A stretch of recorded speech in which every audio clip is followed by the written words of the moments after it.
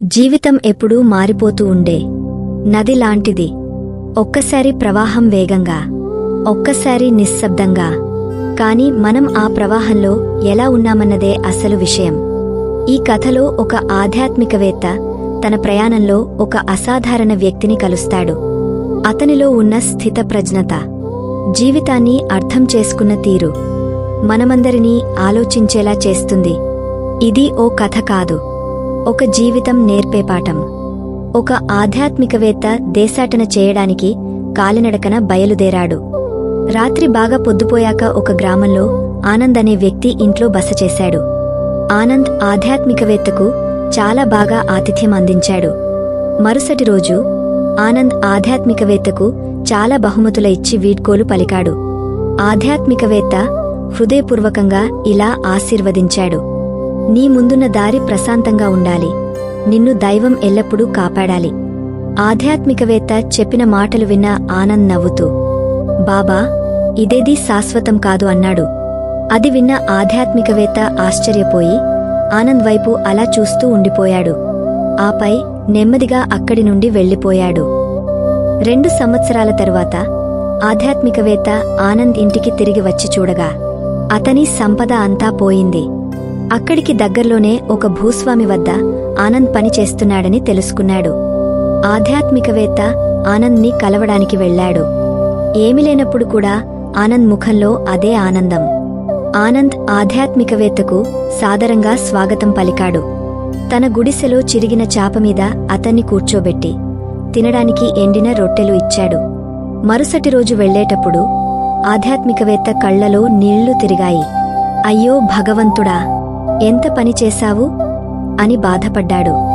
ఆనంద్ మళ్లీ నవ్వుతూ ఇలా అన్నాడు, బాబా, ఎందుకు బాధపడుతున్నావు? భగవంతుడు మనలను ఉంచిన స్థితికి కృతజ్ఞతతో ఉండాలని, అందులోనే సంతోషంగా ఉండడం గొప్ప.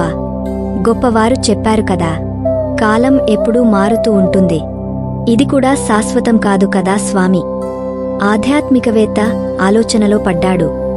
ఆనంద్, నేను రూపాన్ని బట్టి మాత్రమే ఆధ్యాత్మికవేత్తను, నువ్వే నిజమైన ఆధ్యాత్మికవేత్తవు అని అన్నాడు.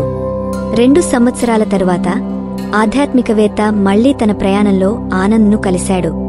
ఆనంద్ ఇప్పుడు చాలా పెద్ద భూస్వామిగా ఉండడం చూసి ఆశ్చర్యపోయాడు.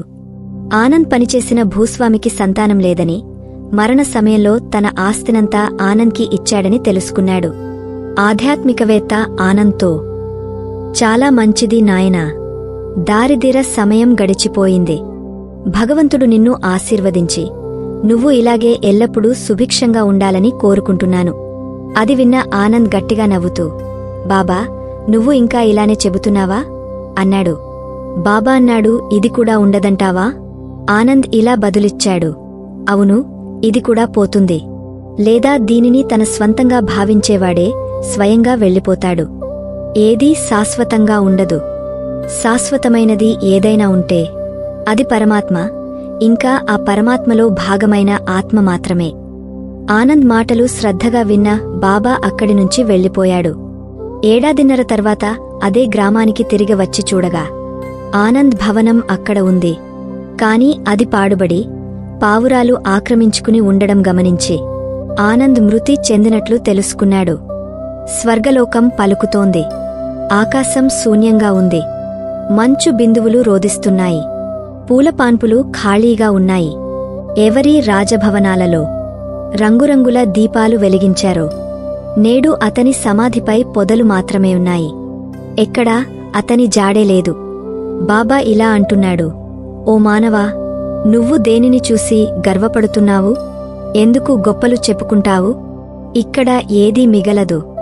దుఃఖం, సంతోషం రెండూ శాశ్వతంగా ఉండవు. ఇతరులు ఇబ్బందుల్లో ఉన్నారని నేను ఆనందిస్తున్నానని నీవు అనుకుంటున్నావు. కాని ఇది విను, సరదాలు నిలవవు, కష్టాలు నిలవవు. ప్రతి పరిస్థితిలోనూ ఆనందంగా ఉండేవాళ్లే నిజమైన జీవితాన్ని గడుపుతారు. వారికి సంపద వస్తే వారు సంపదలో సంతోషంగా ఉంటారు. వారు నిరాశ్రయులైతే వారు ఆ స్థితిలో కూడా సంతోషంగా ఉంటారు.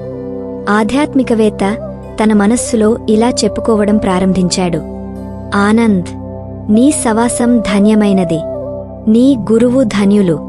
నేను నకిలీ ఆధ్యాత్మికవేత్తను, నీ జీవితమే నిజమైన ఆధ్యాత్మికతత్వం. ఇప్పుడు నేను నీ చిత్రం వద్ద పువ్వులు సమర్పించి ప్రార్థనలు చేయాలనుకుంటున్నాను. ఆనంద్ చిత్రం కోసం ఆధ్యాత్మికవేత్త అవతలి గదిలోకి వెళ్ళినప్పుడు దానిమీద ఇలా వ్రాసి ఉంది: చివరికి ఇది కూడా శాశ్వతం కాదు. ఏది వచ్చినా అది పోతుంది.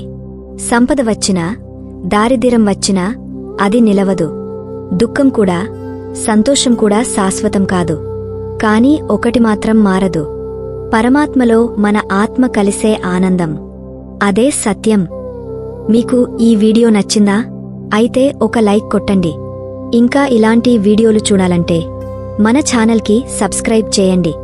మీ అభిప్రాయాన్ని కామెంట్లో చెప్పండి.